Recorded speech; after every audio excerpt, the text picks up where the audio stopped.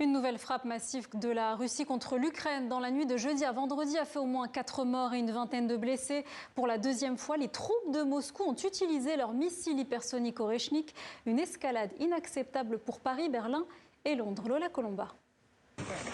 Sur ces images publiées par les services d'urgence ukrainiens, les secouristes tirent une famille hors des décombres.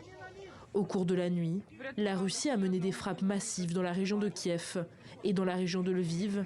Elle a utilisé, pour la seconde fois depuis le début de la guerre, son arme balistique hypersonique, le missile Oreshnik, conçu pour porter des têtes nucléaires et qui, selon Vladimir Poutine, peut atteindre des cibles comprises entre 3 et 5500 km. Le ministère de la Défense a indiqué avoir utilisé des missiles longue portée de haute précision, ainsi que le tout dernier système Oreshnik et des drones de combat.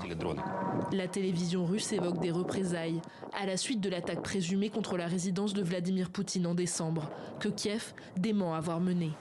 Moscou a aussi visé des infrastructures énergétiques. Selon le maire de la capitale ukrainienne, qui a appelé les habitants à une évacuation temporaire, la moitié des immeubles de Kiev sont actuellement privés de chauffage. La diplomatie européenne condamne cette attaque. Ce schéma meurtrier de frappes russes majeures récurrentes se répétera jusqu'à ce que nous aidions l'Ukraine à le briser. L'utilisation présumée par la Russie d'un missile Oreshnik constitue une escalade manifeste contre l'Ukraine et vise à adresser un avertissement à l'Europe et aux États-Unis. Selon Volodymyr Zelensky, plusieurs personnes sont mortes à Kiev. L'ambassade du Qatar a notamment été endommagée dans les frappes.